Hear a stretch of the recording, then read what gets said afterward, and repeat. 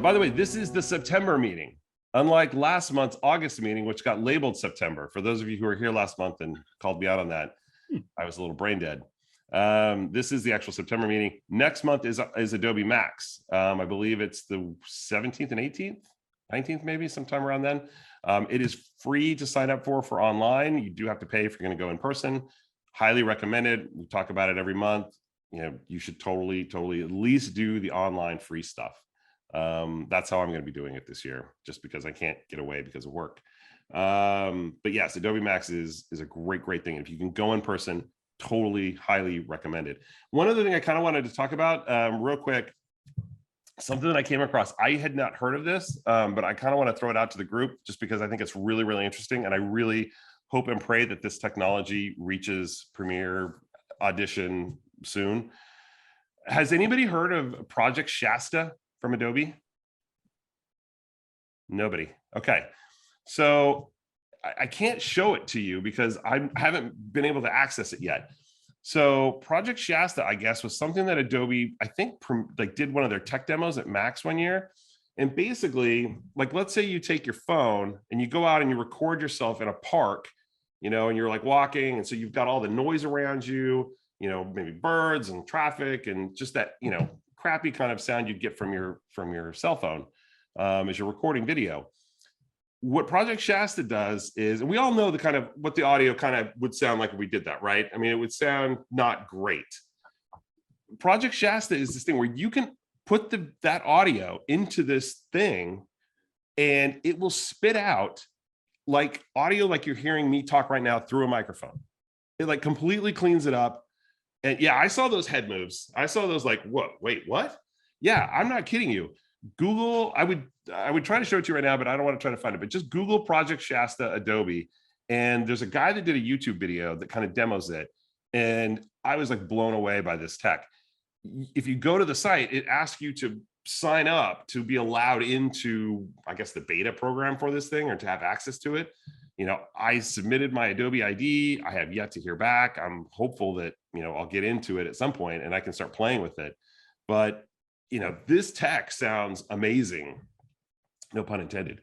It looks really, you know, just like a game changer kind of tech. I mean, imagine if you had really kind of lousy audio and you could instantly clean it up to make it sound like you recorded in a studio. Now, it's not going to sound 100% perfect like you recorded in a studio, but it takes it really far. Like the examples the guy shows in the YouTube video were pretty like, wow, that's amazing that they were able to clean up that much. So anyway, go check it out after the meeting. Project Shasta, just Google it. Like I said, there's a guy that did a YouTube video on it. I'll try to see if I can find that link and put it up in the chat. And you know, and so you can watch that. But yeah, just Google it, sign up for it, and if you get in, let us all know, because you know I haven't been able to get in, and I'm dying to play with it. So, and I think with that, I don't have any other announcements. Does anybody have any questions or any kind of like Premiere issues before we kick off? We haven't done a, you know, I don't remember what we used to call it. Bob, what did we used to call it when we used to ask for like tech stuff? Didn't we have a name for this? I don't remember that we did, but it was, you know, we probably did, but I don't remember it either. That's how long it's been since we met in person. We don't even know the name of our own bits. So yeah, it's been over 2 years. It's hard to believe. Yeah, I know. So we used to do a thing when we met in person about if you had an issue with Premiere, a question about Premiere, we would usually do one or two of those at every meeting. So, I got one if you want one. Yep, let's hear it. I'm relatively, you know, youthful in my Premiere use, but I've started playing with the roto brush and masking. It seems to me that roto brushing in a nested sequence causes super long renders. Am I imagining that, or is that real? That would actually be an After Effects question, because okay, yeah, okay, yeah. I will say, and that's actually DJ would probably be better at answering that, since he's more of the After Effects guru. But having used RotoBrush in the past, I will say that yes, RotoBrush can be a rather processor intensive process to do. And so, yeah, slowing things down, especially if you're going to set up a roto brush inside After Effects and dynamic link it back into Premiere, yeah, you're going to see some slowdown on that just because that's sort of the nature of things. So roto brush is an amazing tool. But yeah, my suggestion would be, and our guest tonight, Tom, might actually have some thoughts on that, and I'll let him address that once he gets going here. But yeah, I would say try to do as much as you can in After Effects, and then if you want to dynamic link it, go ahead. But I might just spit out a file, like a ProRes file or something like that, bring that back into Premiere as opposed to trying to dynamic link it, because yeah, that could just really slow you down. And I would think the render time too, to try to render it in Premiere, might be rather substantial. But masking in Premiere, if you're using the masking tool, that's not bad. Yeah, that's not bad at all. I use that. I will say though, I have found ways to slow that down. I had a project where I had to add, I don't even know how many Gaussian blur effects on these clips on this one video, and it literally brought Premiere to a standstill. And I was having to do it in chunks, and then when I wasn't working on a section, turn it off. It's just the masking and the tracking and everything else just got. But I was doing an insane number that no normal human should ever do. So, but anyway, but yeah, Tom, if you want to click on real quick, and do you know anything about that, the roto brush? And yeah, hi everybody. Hi, Tom. I use the roto brush in After Effects. My team uses it too, quite a bit. I think our workflow is, we try not to dynamic link it just for the fact that it can get a little messy and slow down tremendously. So we'll do little sections, pieces here and there, which will render out. If we need that one section, we'll render it out of After Effects, either with an alpha channel, whatever it is, or that just little clip sequence, we will render it out and then bring it back into Premiere. It's not as intuitive, obviously, as the dynamic link with real-time feedback and seeing it on the fly, but it's a little more stable that we found that for the stuff that we do. Okay, that's helpful information. there you go. Thank you very much. No problem. One more question. Anybody got anything before we kick off? I got a quick question. I'm pretty new to editing, so I've been syncing clips with the clapper, and I've heard that the auto sync in Premiere is kind of funky, that it's better to do it manually, matching them up. Do you have any thoughts about that? I use the sync inside Premiere all the time. Really?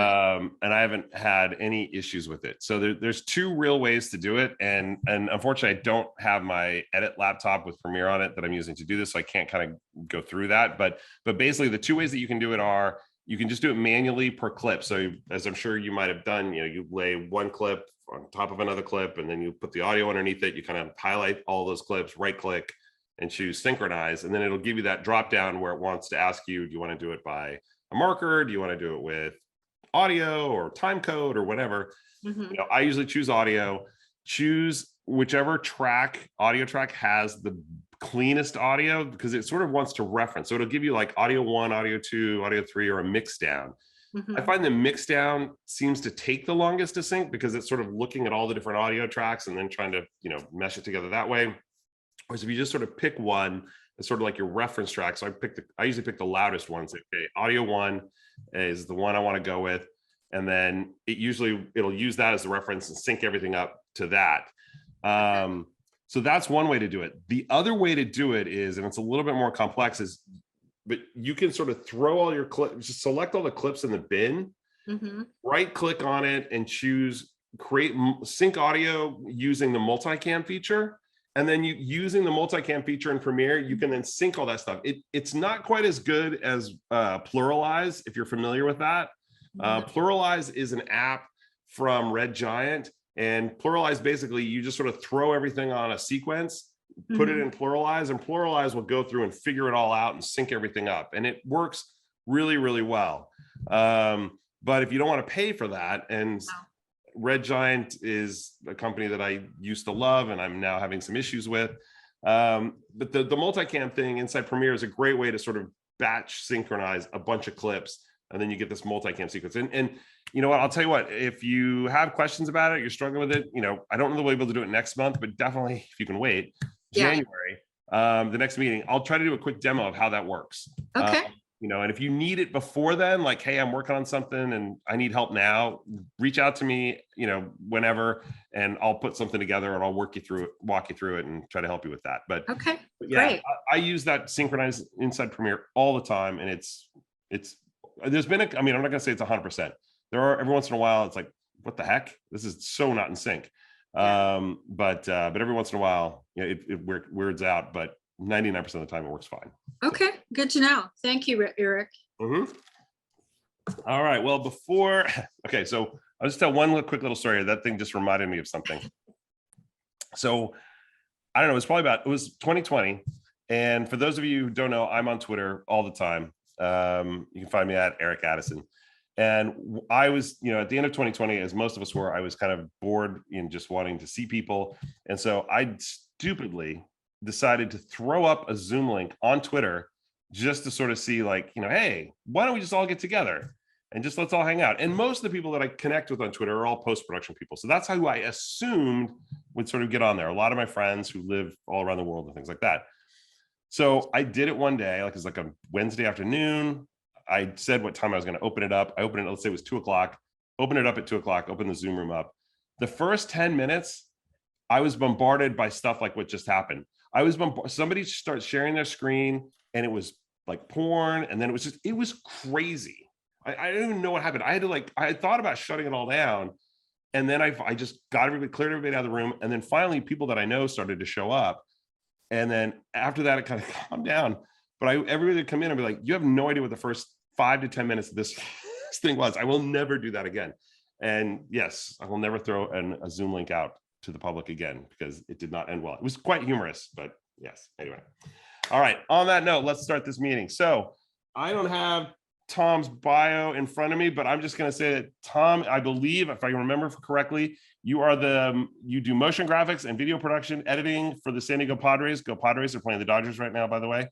And I'm very envious of your job, by the way. If you ever need, I mean, dude, you're blocks away from me. I've got a whole production thing here. If you need help with anything, I will probably do it for free.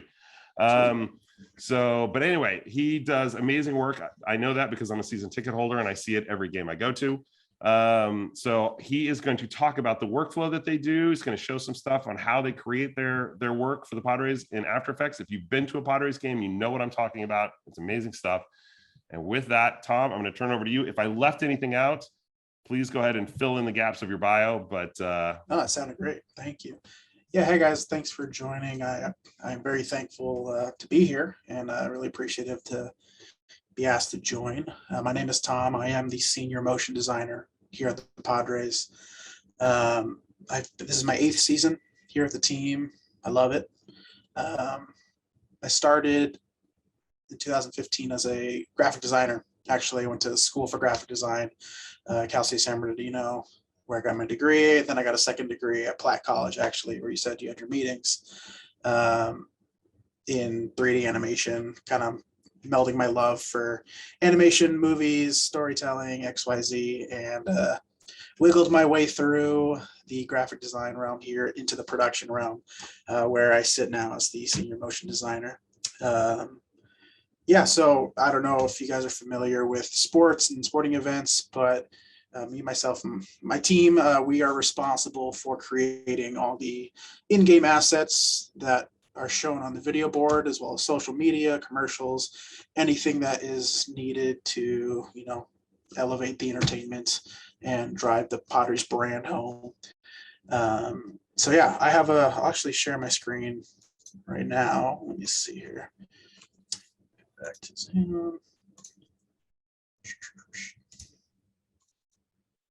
Sweet, can you guys all see that? Awesome, cool. Just a quick, I put together a little demo of what I do as a motion designer. So just take a quick look and yeah.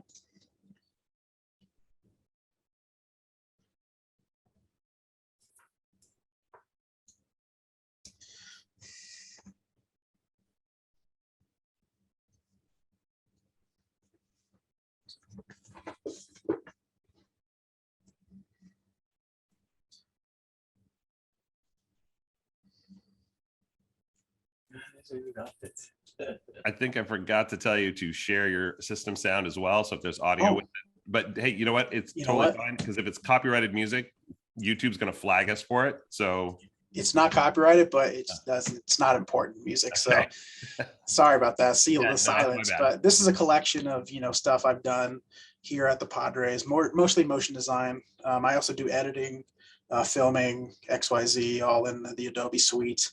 This mostly was made in After Effects and Cinema 4D Maxon. So that's our primary, editing engine that we use here. So it's a combo of things you see in game, social pieces. This right here is matchups, social posts for Halloween and different aspects. We kind of touch all the gamuts here at the Padres, and it's a fun role where you get to wear a lot of different hats. And I try to wear as many hats as possible. Try to get my hand in everything. So I like it. It's a lot of fun. Fans seem to like it. So it keeps us going and drives us to do, amazing work. So here at the Padres production, I just want to kind of quick overview of kind of what we do as a team. I've been kind of alluding to it. We create high energy content for the in-game experience as well as for social, historical. We work with our corporate partnerships, internal uses for HR, helping them film, edit, whatever we need to do from start to finish. A lot of our efforts are for social, helping tell the Padres brand story, really elevating the content that way. And just telling stories is what we like to do, whether that's in-game or on social media. We have a few main goals. We like to be fast. We like to be efficient. We also like to be creative. And we also have to stay on brand because we want everything to kind of come from one voice, which is the San Diego Padres. And our main goal is we want to elevate the experience. We want the fans that come to the game to leave having a good time, whether we won, whether we lost.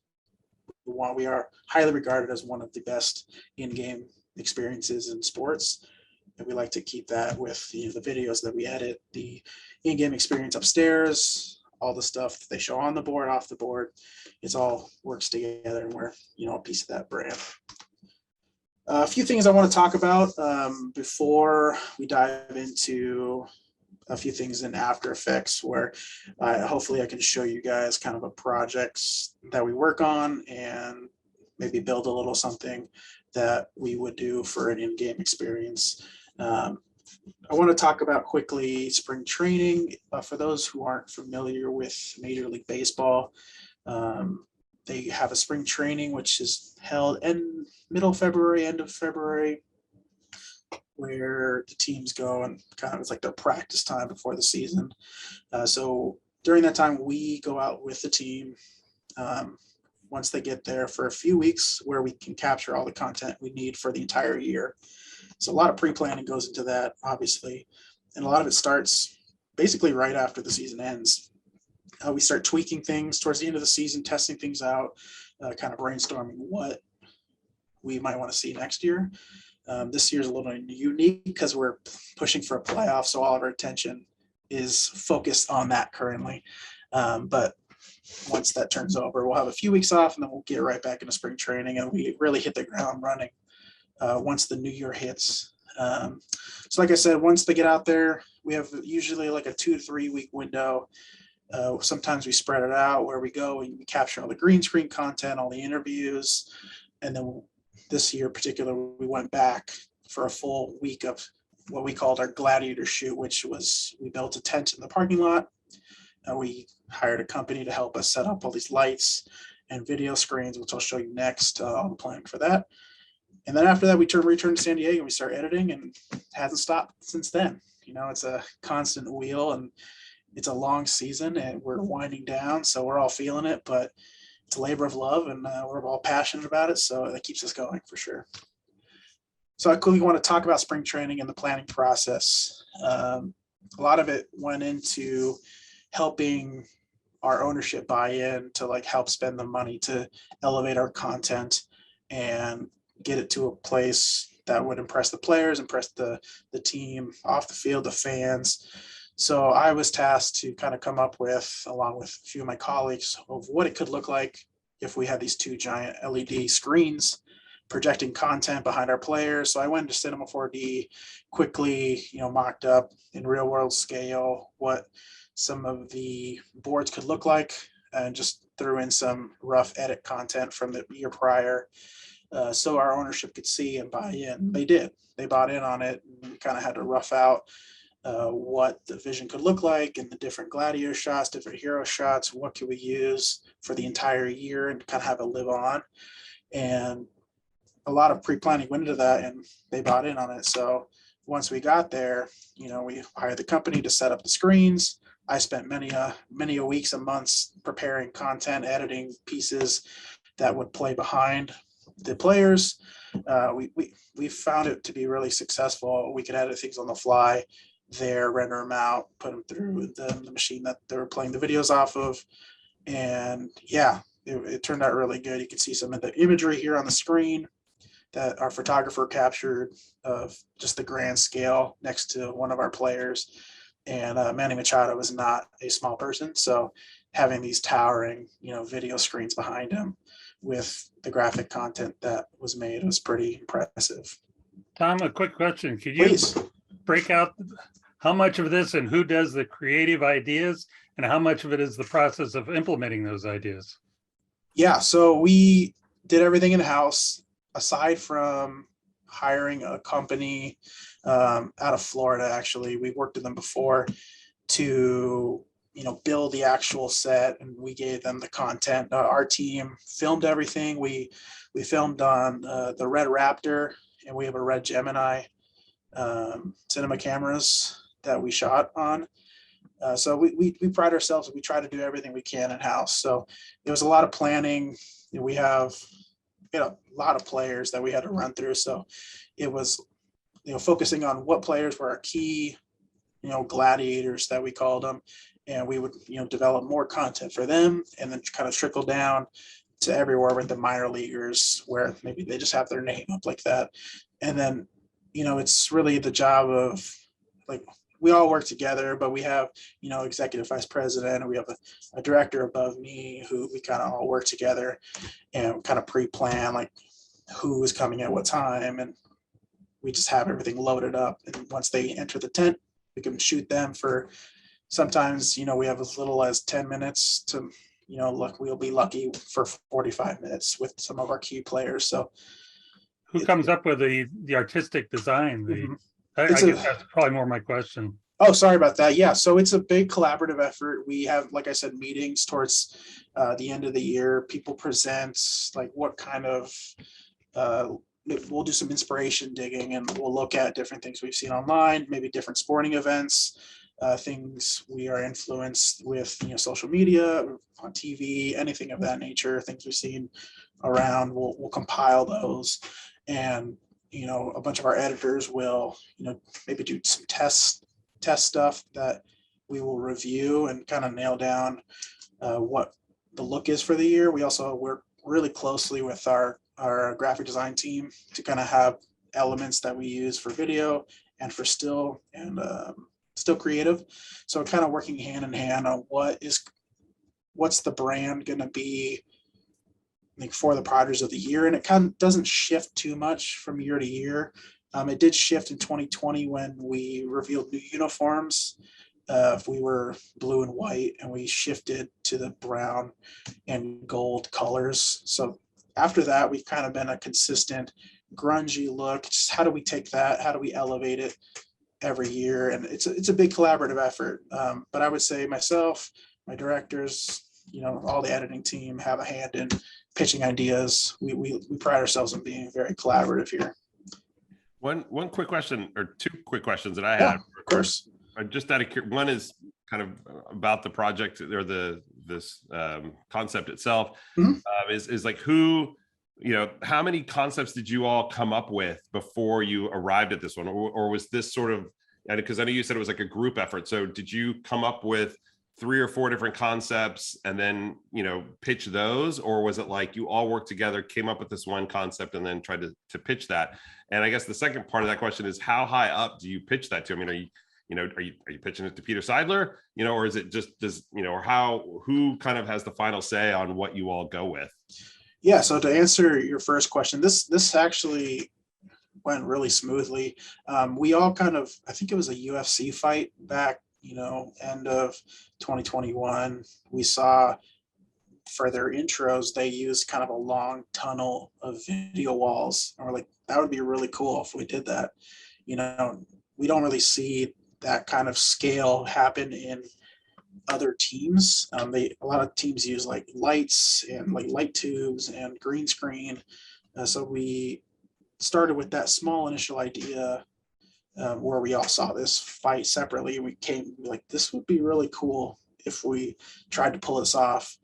So I started kind of sketching and I started kind of roughing in what it might look like, if it stepped down, if it was just like one long hallway, kind of iterate from there. Like I would just present it to my VP of entertainment. He would have some notes, be like, oh yeah, let's go this way or that way.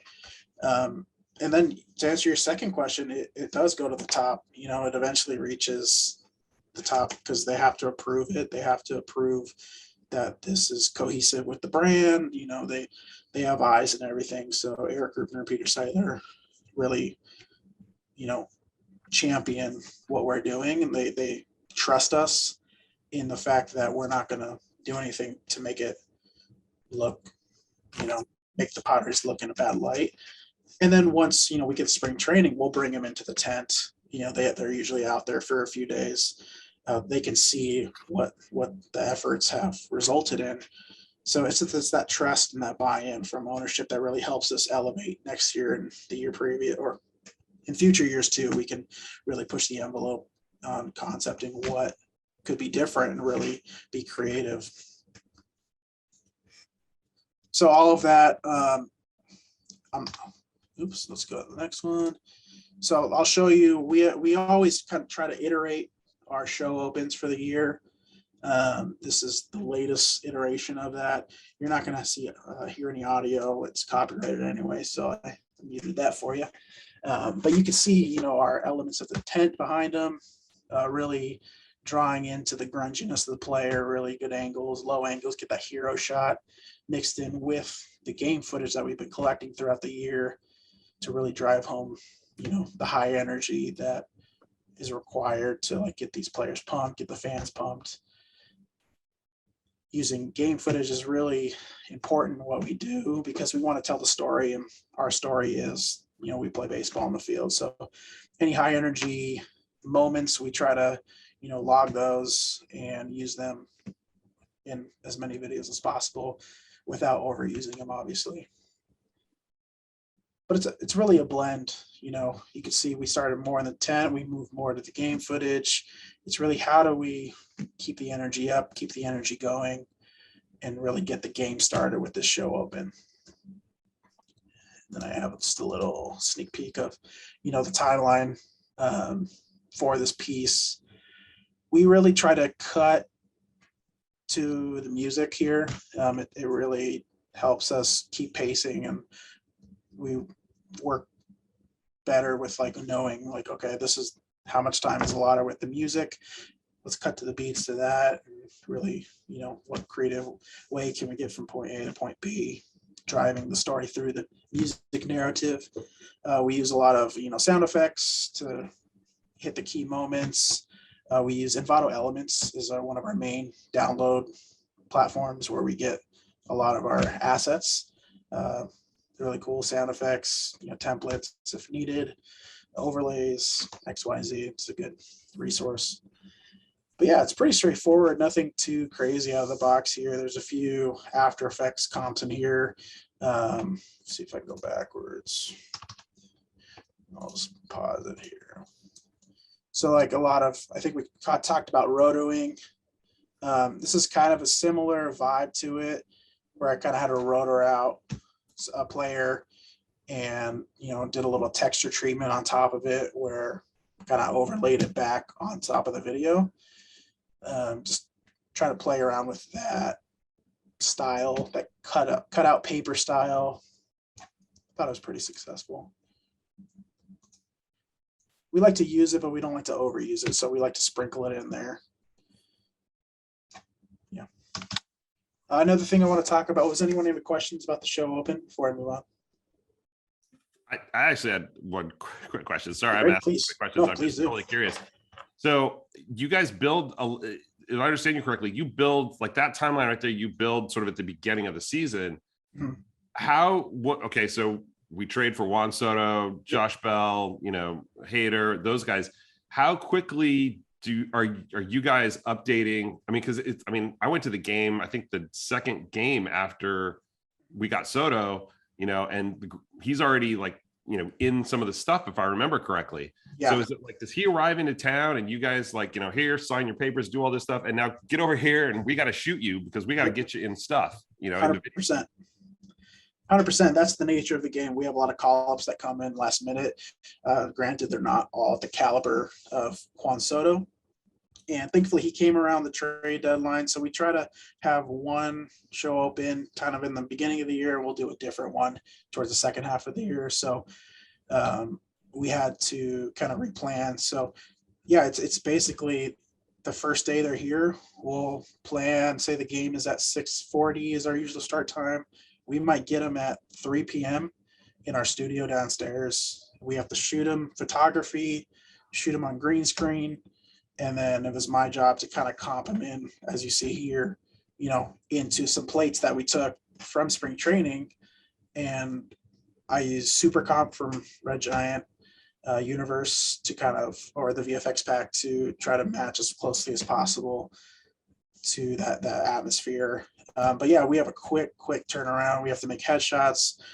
So if someone like Juan Soto or Josh Hader or, Josh Bell, like our ownership wants to see them right away. Our fans are here to see them. So we have to be able to turn around. That's where coming efficient and fast really works in our favor, where we can really plug and play. And, maybe one of my teams kind of manipulating this edit while I'm here in the green screen, and we'll just feed each other content and we'll just go and we render it out. Maybe it's 10 minutes before the game starts or 20 or an hour, but we try to push it up as fast as possible. And especially with this, it was an all team effort to get what we needed from him, because it's really hard to get players during the season to come back. So we have to really plan. All right, we have Juan Soto for, 10 minutes. Then he has to go to his, media availability and press conference, which is what the situation was. So he came in, we did photography with our photographer, Matt, and we turned around for green screen real quick and he was gone, like blink of an eye. And I had to come back real quick. So it was a whirlwind. It's definitely a whirlwind. We like it when we have spring training, we can capture them, we come back, we take our time and make it look good, but there's definitely those rush situations that tend to happen, more often than not. Another reason why it's always good to be, prepped and have pre-production, figure Right. out what you need before, because you only got a few minutes, you got to have everything planned out so you know exactly what to get it in there. So cool. Yes, and we have a good file system where we kind of know where everything's at, footage, templates, resources that we built throughout the year. Our headshots, which I could pull up later, are based mostly on photography, which really helps with like a faster render. We're not having to key out the player, which we used to do a lot of, more green screen compositing into a 3D environment. We kind of went to a more flat 2D look for our in-game experience, which helps us on the back end need to kick out, a headshot render in 10, 20 minutes sometimes, and it just helps us. So I could show that later on for sure. I also wanted to talk quickly about, we had a big initiative this year, our Nike City Connect jerseys, which if you aren't familiar, Nike and MLB each year have a handful of teams where they create a special jersey, which is supposed to, symbolize something of the region and of the city and of the team and connect it to the fan base. So if you haven't seen it, it's a pretty, it's pretty loud jersey. It's a teal and magenta and white. I like it. It's cool. but it's really supposed to highlight the binational region of Tijuana and San Diego and that culture. We really wanted to focus on the surf skate culture that lives in our region. This was really cool. We were able to go on location, shoot a lot of things. We shot everything that we needed, in-house. We went to Tijuana. We went to the beach cities. We visited Tony Hawk at his birdhouse skate ramp, which is cool because he did our voiceover. And we also had to capture a lot of spring training content because we were lucky enough to get the jersey super early. So we planned on having our key players in the jersey, which we could hold that footage for when we wanted to use that in the final edit for the release video. So just some frames from, the shoots that we did. We went to Tijuana. We shot some folklorical dancers. We really leveraged our surf and skate communities. Shameless plug with Tony Hawk here, it's awesome. Using our key players in any way possible to help enhance the video. And again, I'll play the video for you. There's no sound, but it was really, effective way to kind of bridge the two sides of the border, and just the return we've seen, with that fan base has been incredible. We're about to celebrate Hispanic Heritage Weekend here and wear the jerseys Friday and Saturday, which would be it's going to be a good time for sure. But we were really proud about this piece because, a lot of it was, everything was shot in-house across the border, on this side of the border. Again, you see some of that spring training footage that we had to plan for. Our good pal Tony Hawk giving us the voiceover, who is a San Diego skate legend, and he really helped, bring that fan base to this piece here and to support our efforts in the jersey. So yeah, it was fun. One of my coworkers, Sunny, edited this one, and she really went above and beyond to kind of get the good coloring treatment, kind of get everything cohesive, and we are really happy of how it turned out.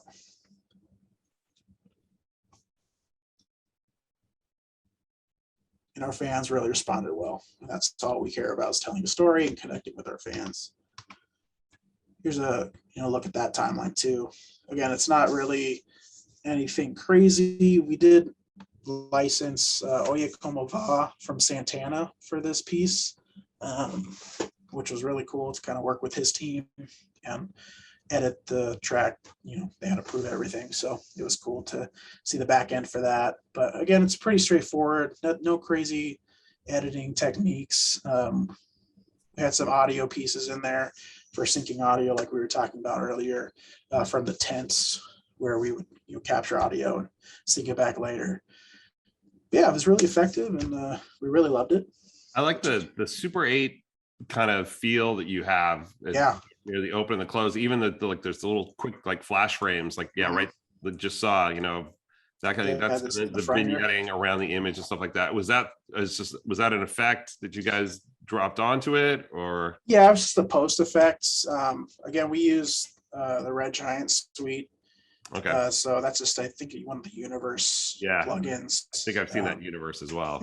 Yeah, we leaned into the Maxon Red Giant, floating license, so we all have the same effects. We're able to kind of use what we like, and they've worked out for us pretty well. Just kind of help, give a look and a feel to certain parts of the image. Yeah, a lot of your shots have someone in a ball cap. Do you do anything specific to try to make sure you get decent lighting? I know anytime I'm shooting somebody with a ball cap, that's usually got this terrible shadow on their eyes. Yeah. Let me see if I can go back. I think I had a photo. It's kind of hard to see. Maybe I can pause it here. So we had like a little fill key light here. If you see in this time lapse, to the left-hand side, where we had, one of our grips kind of fill in where we needed under the light, and we'll move it around from place to place. Thankfully, like the Red cinema cameras are pretty good in low light, and You know, we wanted that kind of moody shadow feel. If you can see in the test images here, we kind of like that dramaticness to it. If it's a speaking role, we'll put a little more light on their face, kind of amp it up a little bit. We do run into that issue sometimes in green screen, you know, get some spill shadowing underneath it, but we do what we can to counter that with some lights underneath the hat brim, kind of brighten it up a little bit. So yeah, I think so. That's all I wanted to show you, and then I can open up some projects if that's cool with you guys. That sounds cool. Cool. One of the things I wanted to show you, my screen's still showing here. Perfect. I wanted to dive into what our kind of our headshots look like for players. If you've never been to our ballpark, we have some fascia LED ribbons that go around the whole ballpark. So we're in charge of making the content that goes on those two. So everything kind of has to be cohesive and flow together. So one of my big tasks as the motion designer is to kind of come up with a language that can be used around the stadium to present headshots for the players as they walk up to the bat. So this is what we came up with that plays, you know, every time one of our baseball players comes up. It's really leaning heavy, like I said earlier, on photography. We're able to get a crisp image. We're able to iterate and use, you know, different poses, kind of find the best pose that fits the situation. So I will just kind of show you the full screen project. It's broken up into different parts. It's easier for me to kind of help with the timing of that. So part one, more of like who is batting.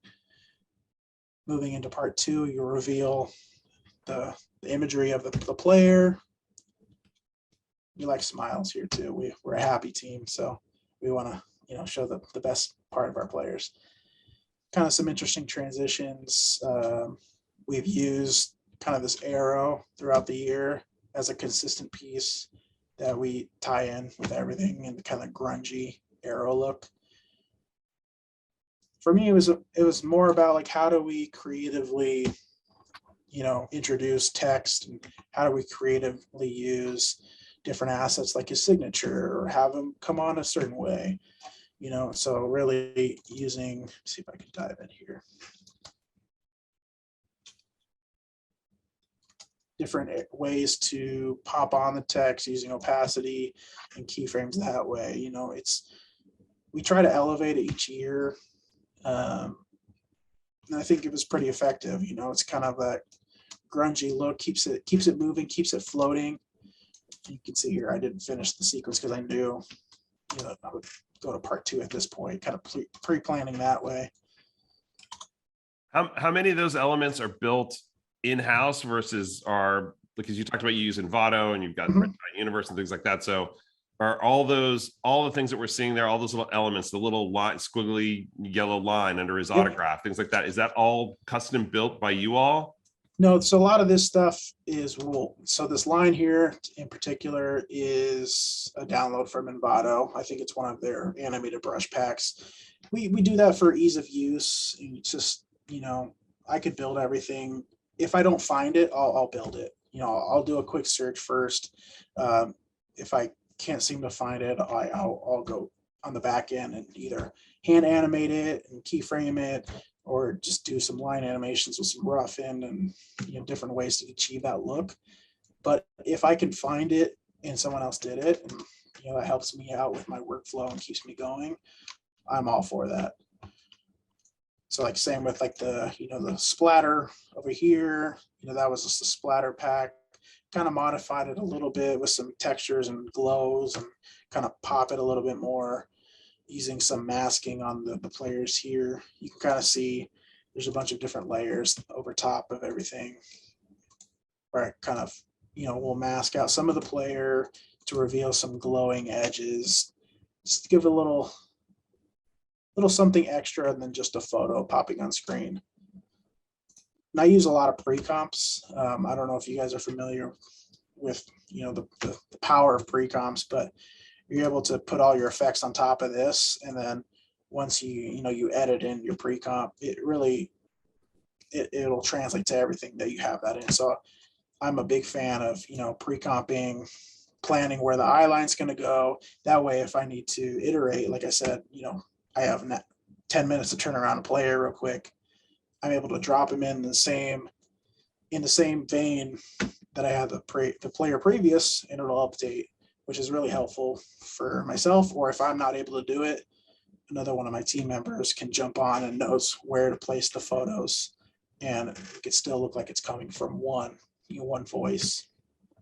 So you're doing a cut and paste as you change from one player to the other. How do you make sure Exactly. you don't forget to cut something so you left something in from another player and oops?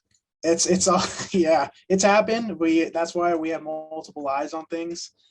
We have, if someone else is doing something, we try to pass it along or bring them into our office before we send anything to the board crew.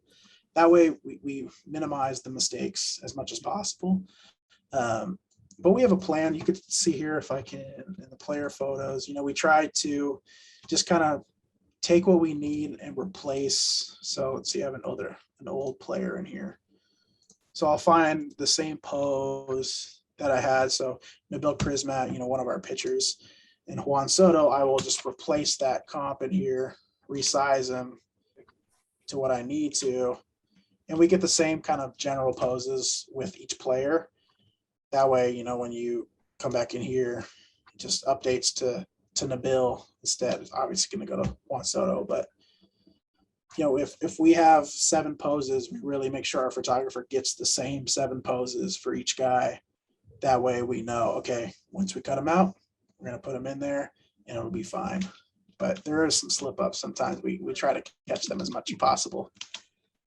So Tom, can I ask a question? Please. As far as the typography goes, do you use fonts at the beginning, like in January, and go, okay, like say we're doing grunge and I'm looking at the different fonts you have. Yeah. And you purchase those fonts for the Padres, right? Or how does Yeah, that all? so the fonts, we work with our graphic designers that kind of come up with the brand look at the beginning of the year.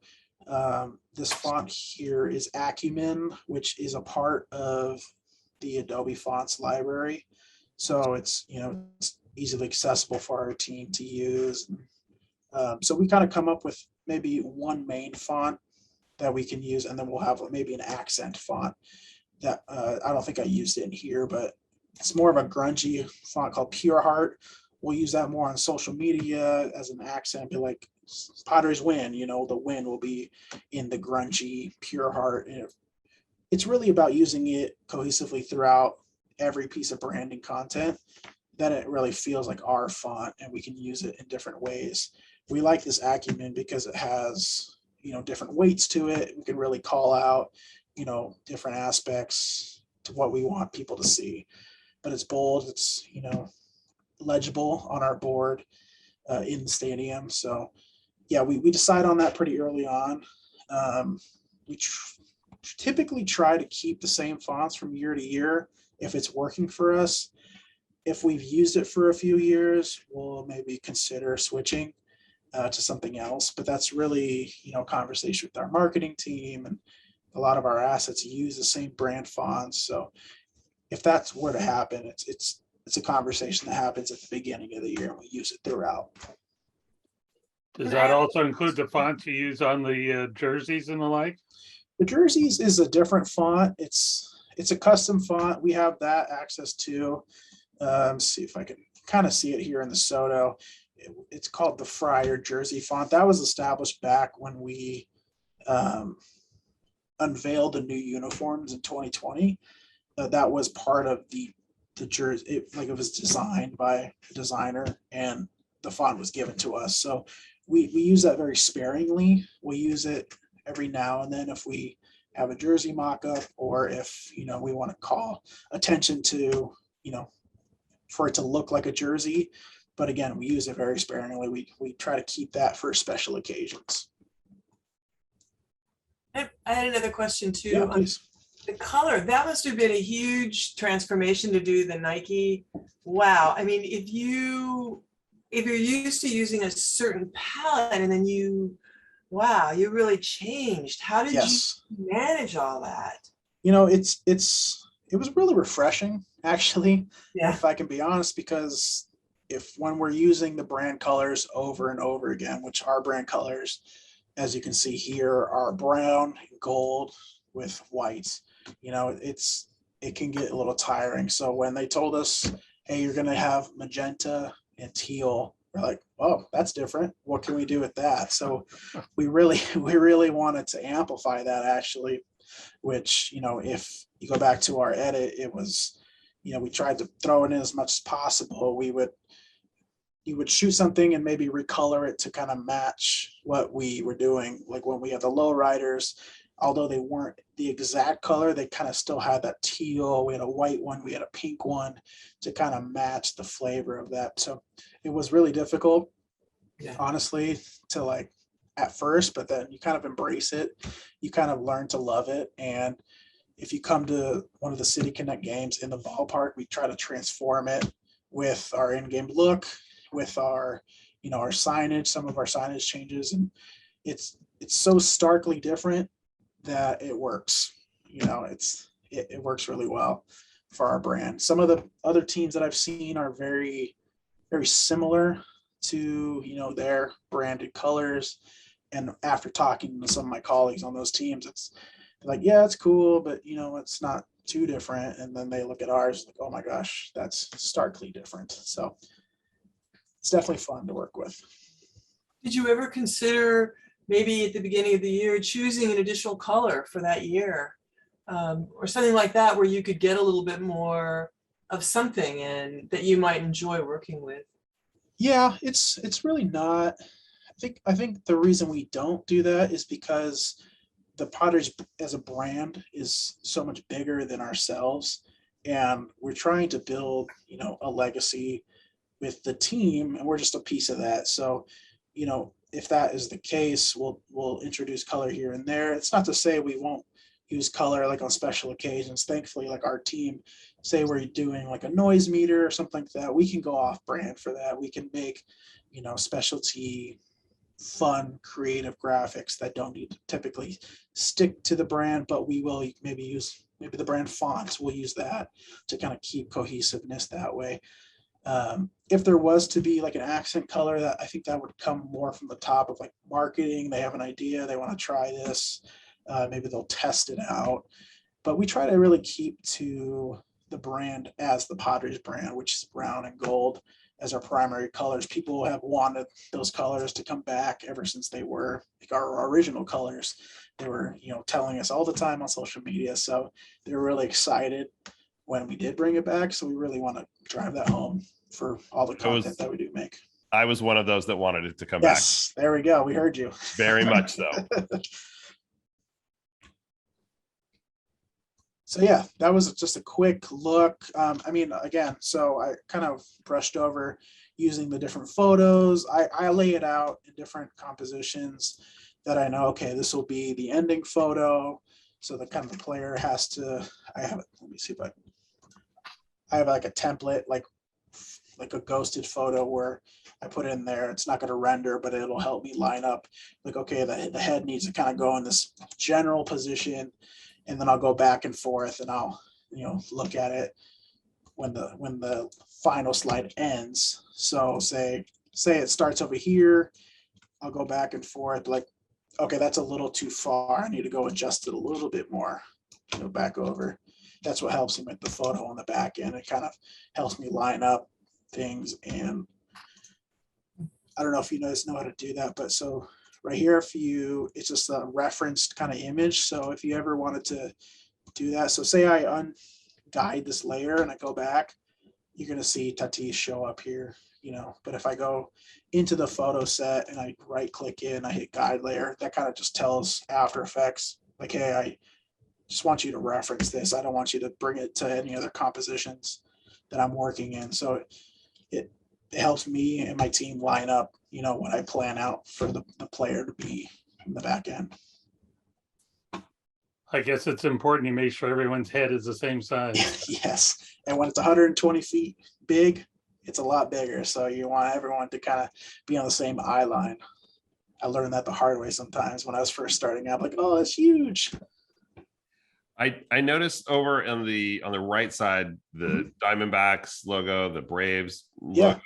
I'm assuming that's using the libraries. Do you Yes. guys use libraries aren't something that we have talked a lot about, Mhm. but it's something that I actually am starting to use more and more. I do mostly corporate stuff. Yep. I'm building libraries with all the corporate brand colors and things like that. So I'm assuming that's something that you all use probably pretty extensively. Correct. So we do that, and we work closely with, like, again, our graphic designers. So we have like all our program logos that we use in a year. Say we need to make something for the Paw Squad, or like I said, Hispanic Heritage is coming up. Our designers will actually, put the logo in the library that we all share, which I'm able to kind of bring into the project. It comes in as a, a Illustrator file, which I can just drop on here. And it's super simple. So if they ever update it on the back end, it'll update here automatically, which I'm just able, it's easy for, updating on the fly. We love it. We have, all our programs that we use. We download all the team logos, and it's in case we need to make a matchup or anything like that. Really helpful. What else? Sponsor logos that we use a lot with our corporate partnerships. If we ever need to make intros or special features, we have everything here. It's super easy to search for it. I could search for Petco, everything labeled Petco will come up, and I could drag it in, and I know, I'm confident that that's the correct logo that I need. Just real quick too, does everybody here kind of know what libraries are and what we're talking about?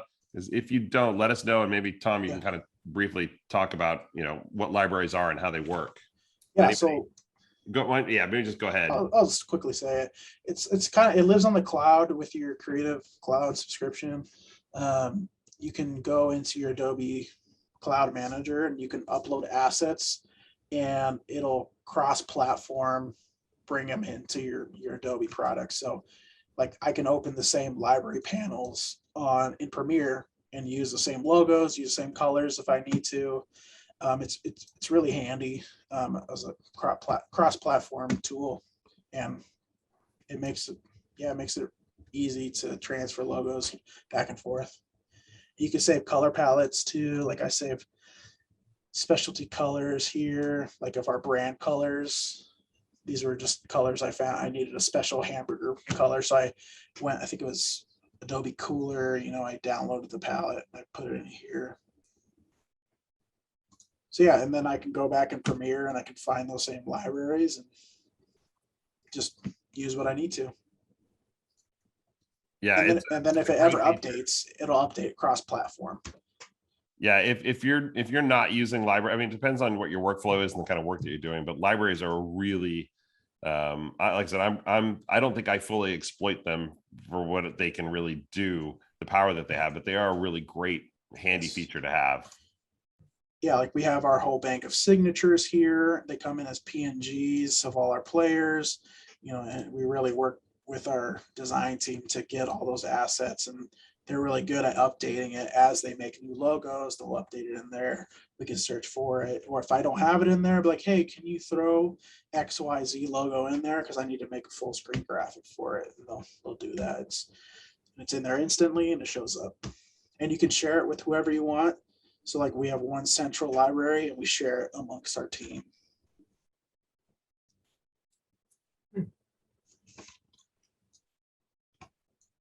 So yeah, that's just a quick look of, just our basic headshot look. And I want to go back here, kind of dive into, our ribbons here for the name. I thought it might be interesting. Let's see, I have a little time left, about maybe doing a quick project. My director had a note for me saying that we want to really amp up the atmosphere when there's a two-strike approach for this pitchers. We want the crowd to really get engaged with our stadium being full, and we want the crowd to be behind the pitchers. So if you don't mind, I'll maybe do a little test project. I could show you how I set up our fascia ribbon boards to kind of be cohesive. And I'll show you little tips and tricks along the way to what I do to make my little workflow a little easier.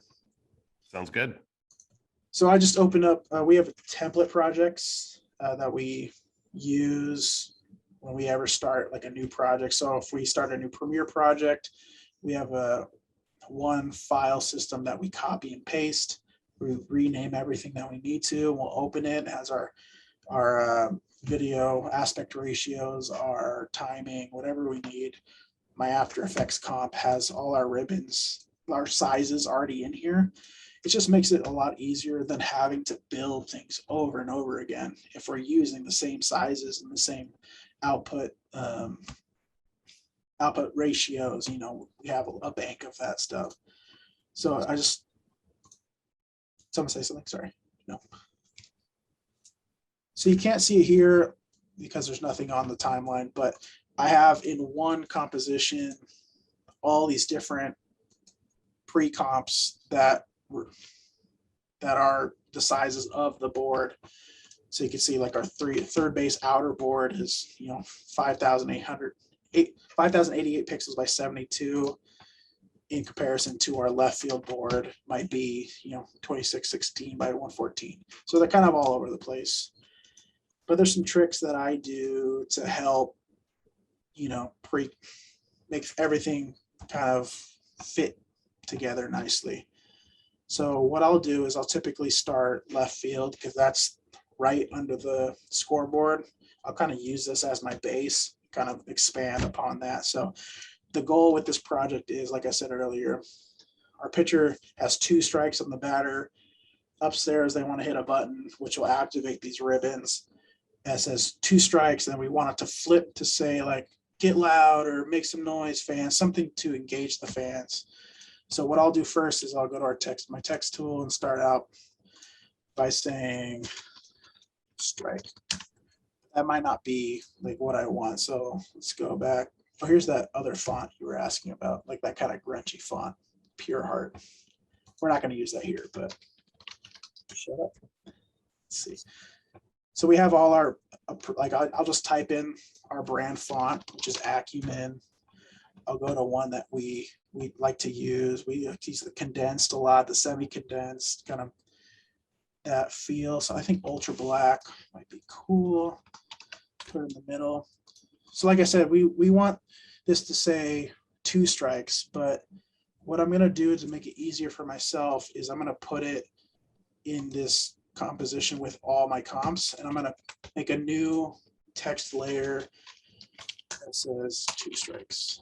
The reason I'm doing that is because I can actually link this text back to this main comp. So every time I change something here, it's going to update throughout my whole composition.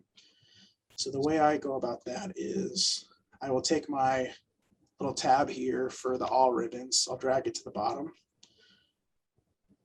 And then up top here, I'll put in my left field. This is where I have my original text. I'll toggle down to the text layer to reveal the source text.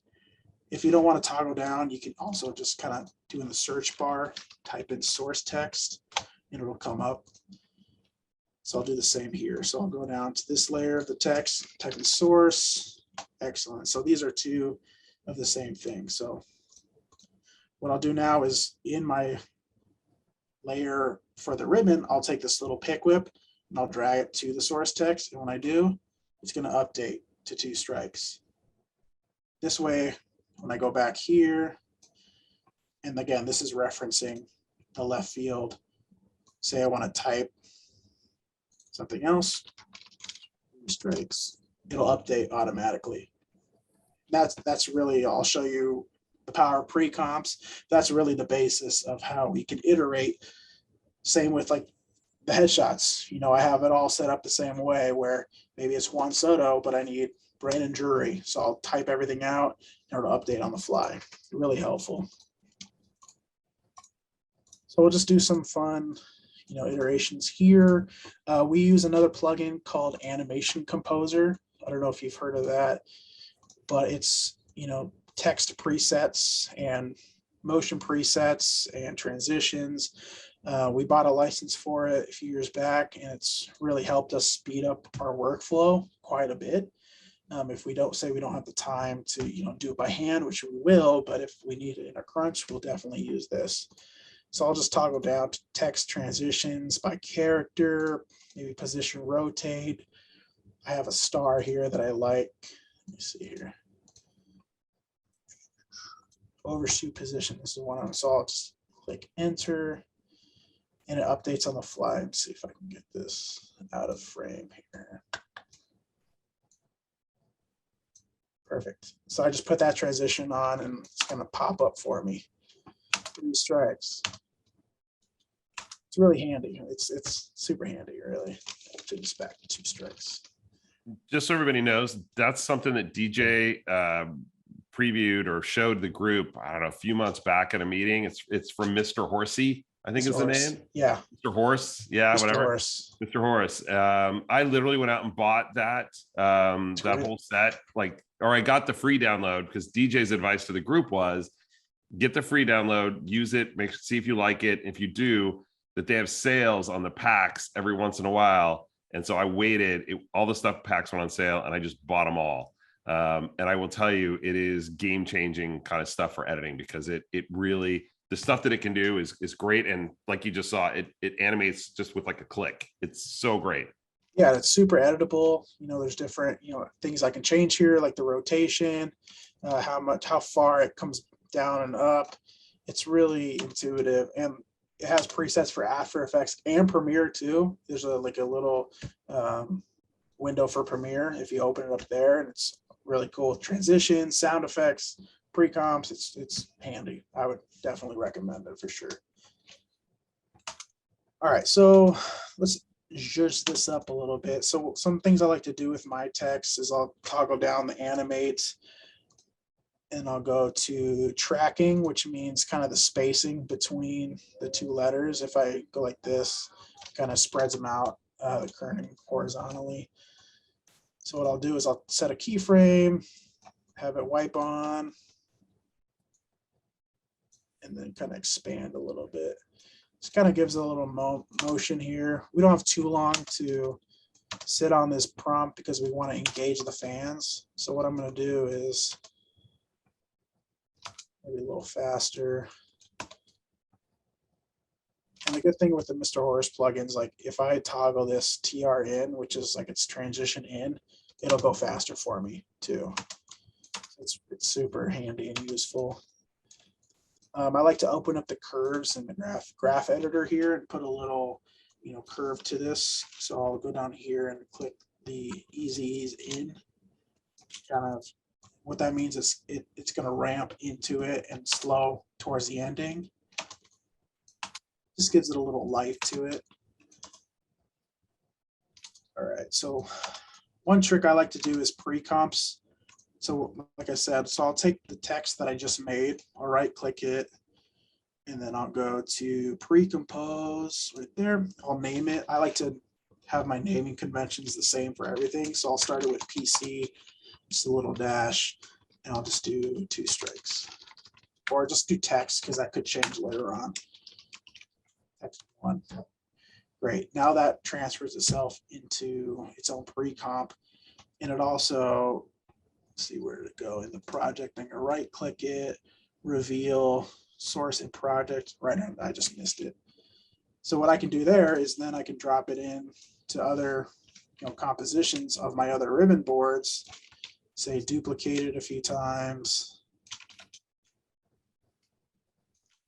And I'll go to another one, drop it in.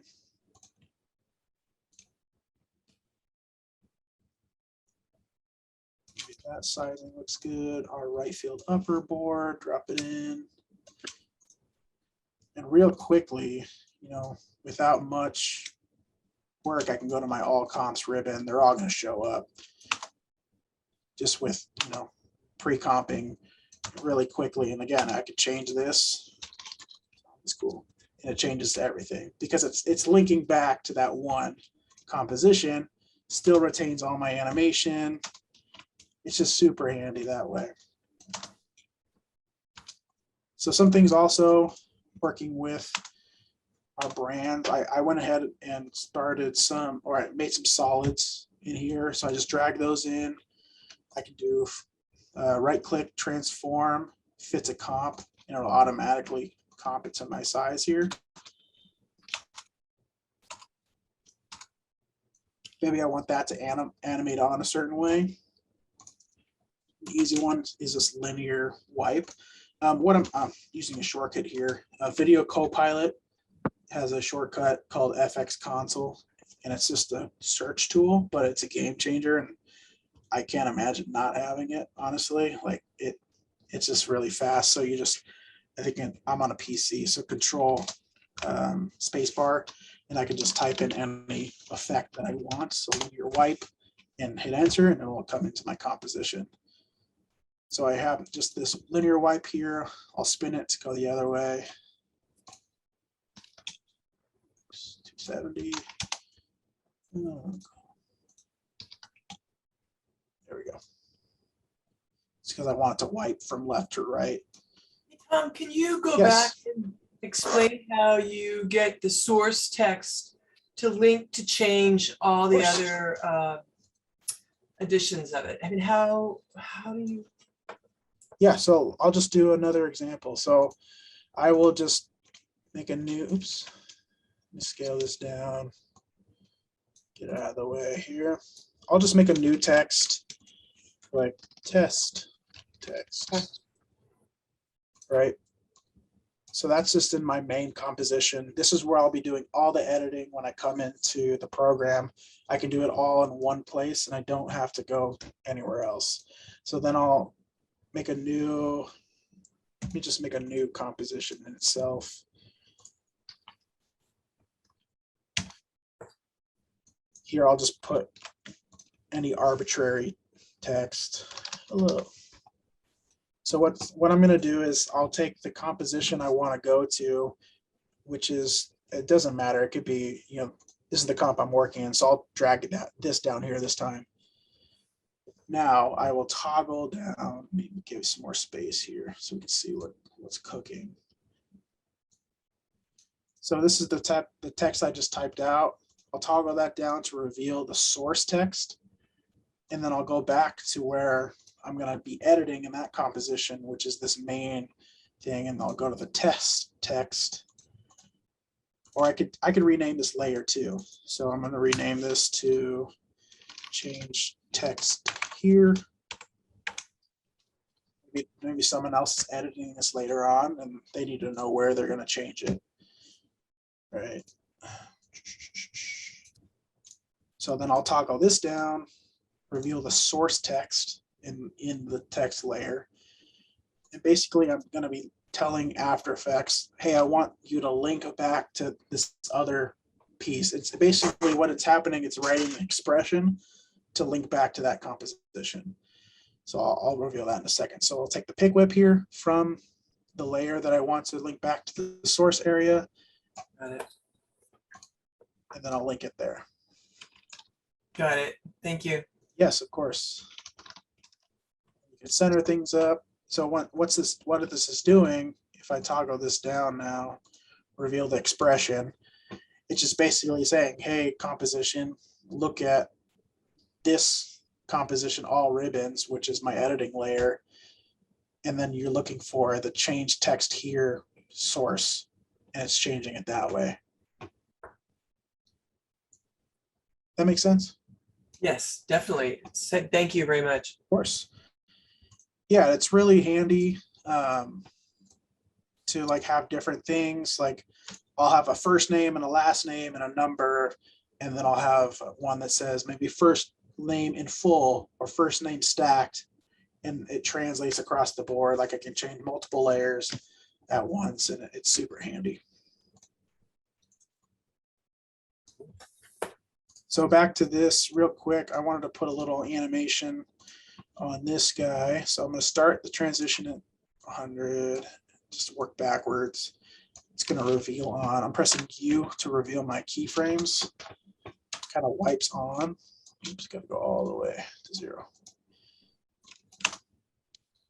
I'm going to put a little life into these keyframes, so I'll highlight them and reveal the graph editor, I'll push F9 on a PC. What that does is kind of even out the keyframes, and it kind of gives it a little ease in and ease out. It's a little hard to tell when it's quicker. I like to just rule of thumb it, just do it on everything, and just kind of gives it a little motion to it.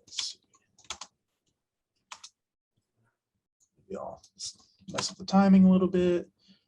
Super easy, super quick. And since this is just a solid layer, one thing that's super easy, I can just copy it, and I'll come to this super long composition. If I just bring it down to the bottom, right click it, transform, fit to comp, it's going to resize itself, and it's going to still, you know, honor that linear wipe all the way across. So I'll do the same thing here. Bring it down to the bottom, transform, fit to comp. Again here. Shortcut is Control-Alt-F. That means fit to comp. Tom, that linear wipe, that was Yes, in the regular effects. it's just in the regular effects, linear wipe. See, I'm jaded now. I use the FX console. I don't remember where anything is normally, so it's hard for me to Okay. find. There is, though, in the effects panel, you can just search. There's a search bar here. So once these come up here, you can just type in linear wipe, and it'll come up presets. There's a preset for it, or if there's just, you know, regular transitions here on the right-hand side, then you'll see linear wipe. But real quickly, everything kind of iterates to itself, and you'll see it kind of translates all to the ribbons real fast.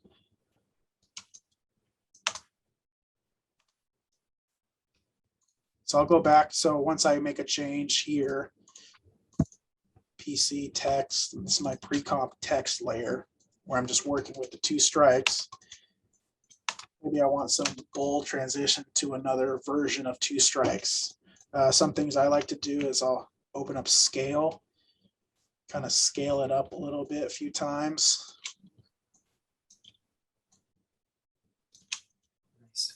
What I do here is I'll right click it and I'll go toggle hold keyframe. And what that does is kind of a little stuttering. This gives a little interesting flavor, and I might maybe right off that last one, cut that off. Drag this here.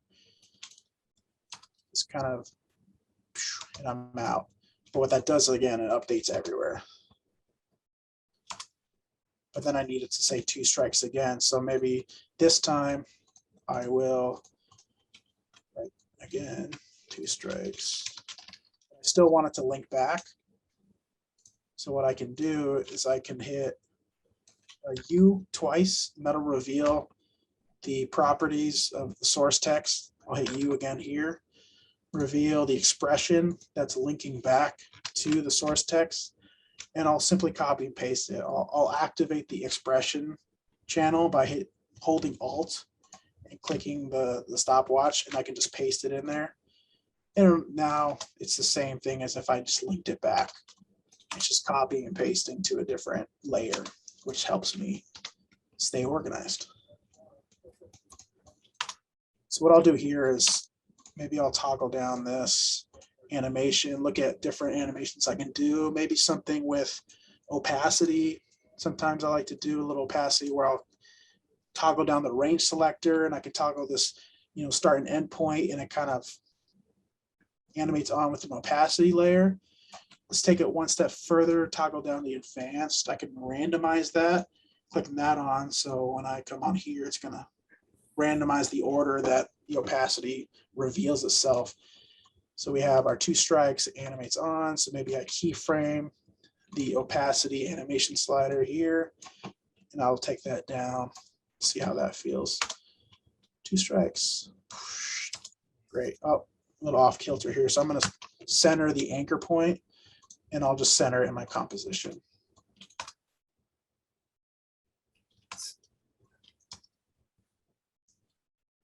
And maybe I want it to duplicate it, and instead of it being full, I'll invert it, and it'll be just the stroke of it first, and then it'll come on with the fill afterwards. I like how that's feeling. Again, I'll go back and I'll check the ribbons, everything. 2 strikes. That feels good. But I also want to keep everything moving. So I want to do the same thing I did earlier where I have this tracking scale. Maybe I'll just copy that and I'll paste it to these guys.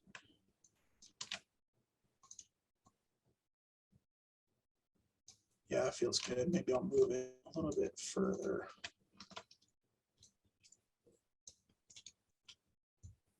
It's all about keeping the energy high and keeping it moving and exciting. Check it again. That feels good to me. But one of the notes that the director wanted is say, we want something engaging with the fans. So now we have to amp it up. We want the fans to make noise. How are we going to do that? We want to get their attention, maybe some kind of flashing, color changing pieces of text. So actually, I'll just take this text here. I'll change this to maybe something like get loud. And it's above my composition. I'll just go searching for it. Centering the anchor point, I hit Control Alt and the home button on the PC. You can also, I think it's transform, anchor point, center that way. I have my anchor point mover right here too. It's just a toggle here. I think it comes with Mr. Horse plugin too, and I just dock it to have. Anyway, I'll just go back here. Oh, look, it already changed. Maybe I can use this somehow. So I'll just copy and paste this back into one of my compositions. Again, just make sure it's centered. 2 strikes. So now I want it to kind of, get a little crazy up in here. So what I'm going to do is I'm going to leave this text as a layer. I'm going to pre-comp it again. Loud 1. So if I go in here, I can find my pre-comp there. It keeps my same timing that I had, which is great. It's a good start. So I'll go back here. Find the point where I want it to activate. Actually, I'm going to push this all the way so I can better manipulate this layer here, kind of move it. It won't appear until I want it to.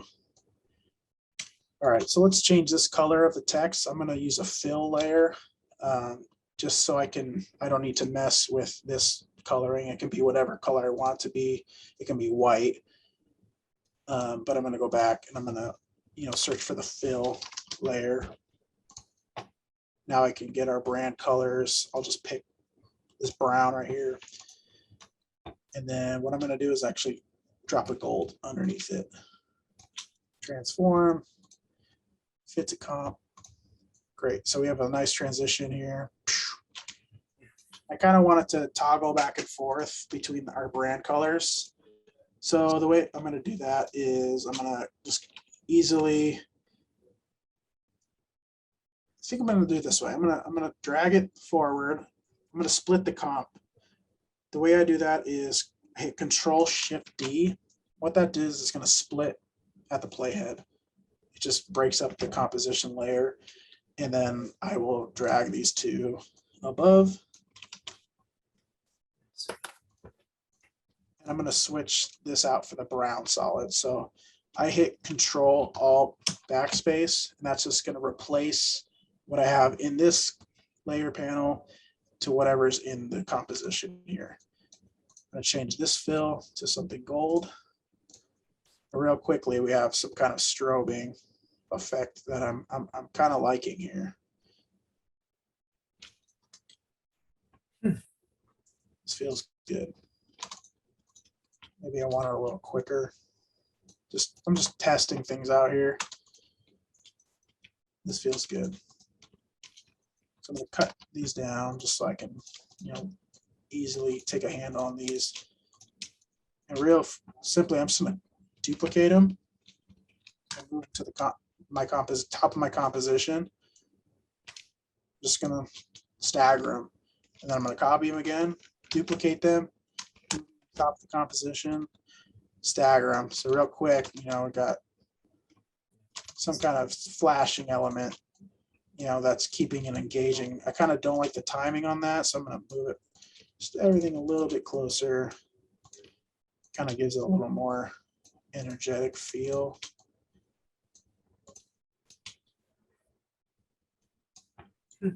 Just real quick, see. Sound effects with, you know, your own sound effects help. Like, I do that all the time. It's great.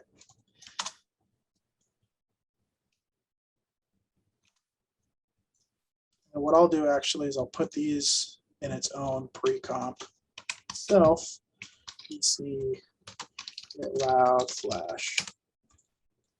Great. Now I have these all in its own pre-comp that I can use in other places. I can just trim these, trim this whole timeline here. If I hover in this timeline slider here, I can go trim comp to work area, and that'll just trim it down. So if I go back, you can see that, okay, it's a little trim. It rearranged it, no big deal. I can find a point where I want it to switch. So see after the flickering text.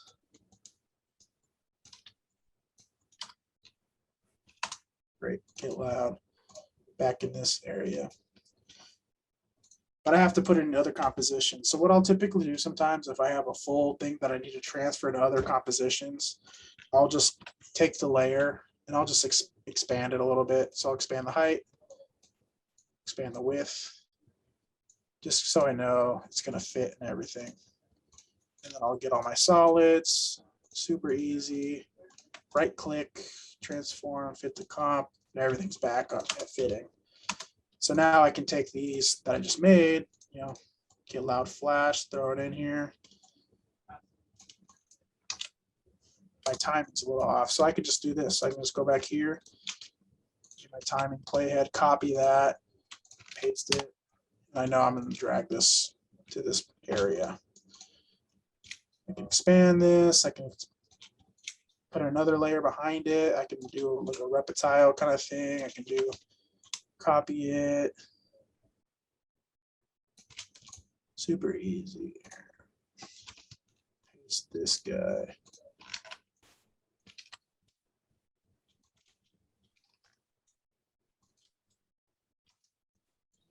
So nice. Just want to make sure my timing is still good here. Go, that's good. Let's drag this guy in, match it up. One more, I think. Great.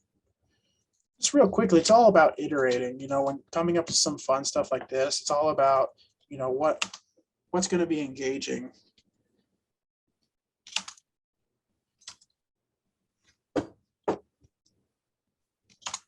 What's going to be engaging. And it's about trying stuff out. I mean, Exactly. I think being afraid, not afraid to just change it all up. How's that look? Not working. Let's try this. Not working. Because you never know when you're going to hit that thing that is good. I mean, it's like, yeah, Happens all the time. Yeah, it's all that's what I like about the creative process.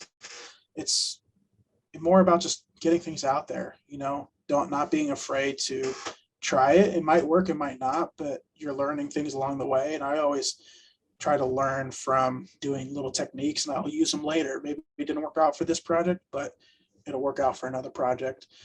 Just kind of keeping that mindset that this, you know, if you keep iterating, cool stuff's going to happen.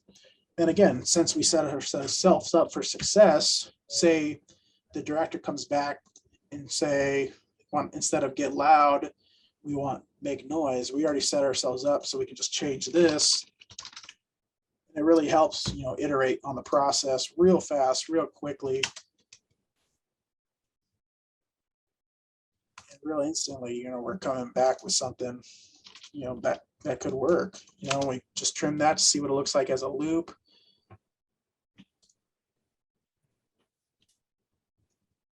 It's all about gaining the attention of the audience and gaining the, you know, what drives the crowd to get behind the batter, the pitcher.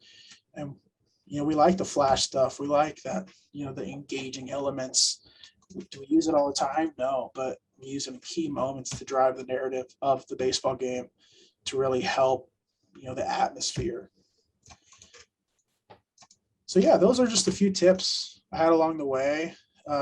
If you guys have any questions, please feel free to ask away. This is just a quick, insight to things that we make on a daily basis throughout the whole year of the baseball season. A lot of the stuff is made, as much as possible in the beginning of the year. But yeah, we set ourselves up with templates like this to be able to set ourselves up for success later on down the line. So if anything, templates are your friend. So use them on different projects, use them on wherever you can. Just same with like Mr. Horse, the animation composer, super versatile.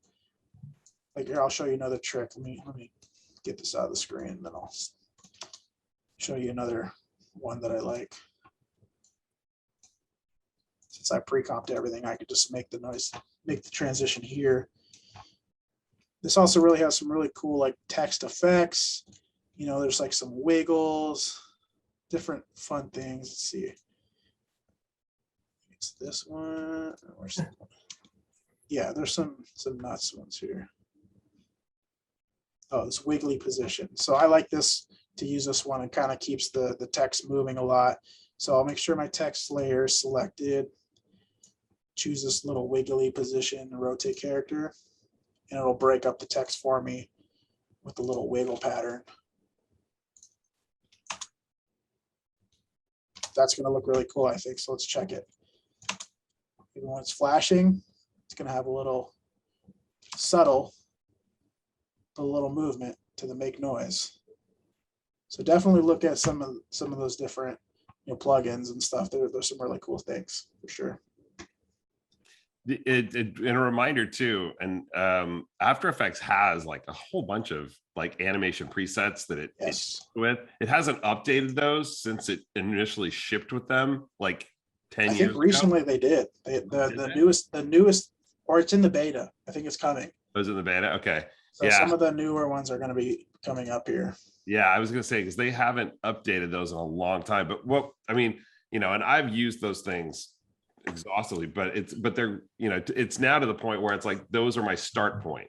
I'll drop one on and then tweak them from there. And 100%. Mr. Horse is kind of the same way, where it's like, yeah, I'll drop it on. Sometimes I'll just let it be what it is, but a lot of times I'm going in and tweaking it. It's just that jumping off point. Super customizable too, like I was saying earlier. It's like, if I want super crazy turning of the letters, cool, let's do it. It's that's a quick way to get some iterations down, maybe inspire something else. Maybe you can just drop this in and then learn how they make it later on. Yeah, it's like, you like that? Okay, how do I make this so I know how to do it on my own? I do that a lot as well. It's the only thing I found limiting about the Mr. Horse stuff, the Premiere Composer at least, is like the text.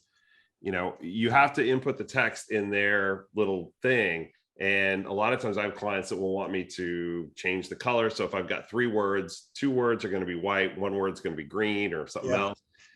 It won't let you, at least in Premiere. I don't know how it does it in After Effects, but I'm limited in what I can really do, that way in Premiere. Yeah, I think I don't really use it too much text-wise in Premiere. I know it keeps keeps all the aspects here.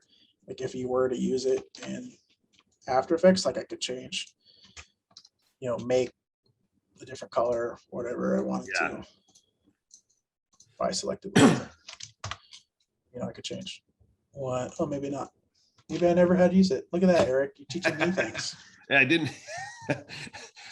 That's been like the one thing I've wanted to send them, like a request, like, hey, I love your stuff, but I need to be able to have a little bit more independence on like in make noise. I want make to be yellow and I want noise to be brown, and right now the only way to do that is to create 2 separate layers, sort of merge them together, mask them out. Mask them out, or do something and have them on there. And that's the only way I found to really do it. It's a good point. Yeah, I've never really had that come up on my end, but I'm sure that sounds like it'd be really annoying. Yeah, it is sometimes. So, but you find workarounds, which is its own sort of joy, and sometimes leads you to new things. So 100%. But yeah, that was just, amazing. And it makes me want to say too, one thing I'm going to ask DJ to do is when you were talking about the, the animation, getting down into the text layers and all the animation sort of properties that you can tweak and adjust. And I mean, to me, that's a whole meeting unto itself, kind of getting into all that you can do. I think sometimes we forget how powerful, those properties are and how much you can really do to animate text. Yes, there's a lot. You can animate the fill color, everything, almost every aspect of it, yeah, it's a lot of fun. You can do the same with like shape layers, there's different properties for that in comparison to text. It really, gets down to the nitty gritty. And that's honestly, that's the basis of what these Mr. Horse animation composer, animations are built on. They're just back end expressions that if you look, so I'll toggle this down real quickly. Like say, I just want to hit U twice to reveal all the expressions. If I go in here, like these are all expressions for the little back ends for the text. So it's just breaking it apart. But yeah, at its basis level, you can definitely go in here and manipulate anything you want. So say like I want to manipulate the rotation. You start moving in that by itself. You can really get into the minute details about masking and say I want to like rotate a little bit, but I only want to come on. There's different ways to really make it your own, which is really fun. Yeah, super cool. All right, any questions before we let Tom go? Now's your chance. I just want to thank Tom. That was great. I really enjoyed it. Thank you. I appreciate that. Yeah, it's a lot of fun to get to kind of make these fun, pieces of work for a baseball team. And Yeah. who would have thought, I didn't know this was a career growing up. You never go to these professional sporting events and realize like how many people on the back end make this happen. So to be a part of that, I feel really lucky. One question I have is how much, I guess I come to this as, I used to do a bit more in After Effects. I mean, I'm an editor first, not really. I don't consider myself a motion graphics person at all. When I've had to put motion graphics together, they're always a bit, kind of like, oh yeah, that's nice. I mean, that's why I usually hire DJ to do that stuff because he's really good at it. He's really good. He is. And, and it's, I always forget like how cool After Effects is. I watch you work. I'm like, oh yeah, I remember when I used to use that. And, since I hired DJ now, it's like, I rarely get into After Effects that much, but I'm curious to know, like in your position, I see myself as more of as an editor, is what you do mostly, are you spending most of your day in After Effects? Because I know you said you do editing. Yeah. But like if you were to say, I'm mostly motion graphics and I do some editing occasionally, I mean, what is the scale? Is it, I'm sure it's not 50-50, but like it's pretty close. I mean, honestly, a lot of the motion graphic stuff that I create is I set them up in the beginning of the year and I templatize them out. So I'll use After Effects and Premiere every single day. Like there's not a day I don't open it. And a lot of the stuff that we're constantly making, I would say stuff like music videos. We always need some new entertainment music videos to showcase the highlights of the games. And we're all pitching in on that. So I'll be editing a video, maybe a new video every few days. I try to, start a new project that way when we get new highlights. But since I'm the main motion designer, there's other guys that will work in After Effects too, but they don't do like the 3D stuff that I do. They don't do the big motion graphics that I do. So I'm the main guy that's going into After Effects, Cinema 4D, and putting that all those pieces together when needed. Yeah, I guess the reason I ask is because one thing I see on a lot of job posts now, and I talk to people coming out of film schools and things like that, and it's like, it used to be we're looking for an editor, and that turned into we're looking for an editor who knows a little bit of After Effects, and now it's, it's like somebody, the requirements for the jobs coming up now are you have to be able to edit, you have to know motion graphics, you need to be able to shoot, you've got to be familiar with all the codecs, the requirements just seem to go higher and higher until the skill sets are just like insane. It's not just knowing how to edit, like you could be a really, really good editor, but that's not going to cut it. I mean, that wouldn't get you a job at the Padres, because if you don't know After Effects and how to create everything you just created, you know, whatever, you're out of a job. So it's like, that to me is sort of the skill set that's required is so much larger now. Would you agree? It definitely helps. I think it helps to have like a bank of knowledge to kind of crutch on. Like I am an inquisitive guy, so you know, I want to learn all these things. I want to be a better shooter. I want to be a better editor. I want to be a better motion designer. All these things. I want to be a better producer. I want to direct things. Like I'm interested in all these aspects of the whole production pipeline. And this is a unique place to work where you can really, if you're willing to put yourself out there, really touch all those areas. And they let you do it here. I mean, it's not like a lot of other places, like there's a director, there's a film, there's an editor, there's a motion guy, and they kind of hand it off. We can do that. We have the capabilities. We have some killer editors that are really, really good. But we also ask, hey, we need you to shoot. Hey, we need you to jump on this After Effects project. And they're willing to do it. And I'll help them if they don't know things. And I'll ask them questions if I don't know things. It's a really collaborative, it's a really hybrid, job. And I think if you have that mindset that you're willing to learn, you're willing to try new things, it really aids in a long career in something like sports and sports design, sports production. It just helps that along. Not meaning to say we won't, if you're a badass editor, we'll hire you because we want you on our team. Let's do it. And we've had a few of those come along the way, but we really try to look for those hybrids that are willing to learn at least and are willing to expand their horizons of knowledge and really help out in any aspect. Awesome. All right. Anybody last questions? And we're going to let Tom go. Plus, we got to get, I mean, the Padres are playing the Dodgers right now, and I've been checking the score. Oh, my goodness. 0-0. Still 0-0 in the top of the fifth. So, Packed house. So yeah. I'm here at the stadium and I hear the walls rumbling. So some good stuff going on. All right. Well, let's see. So, Tom, if I can get you to stop sharing your screen. Oh, yep. Let's get out of here. Ooh, stop share. There we go. All right. Well, all right, everybody. Thank you so much for coming out. A huge thanks to Tom for taking time out of his night especially on a game night to come and present to us. Man, I can't even tell you how happy I am that you did this. It was amazing. I'm going to watch the playback myself because there's a few things. Like I said, when you got into After Effects and you started messing with stuff, I'm like, oh my gosh, I forgot I could do that.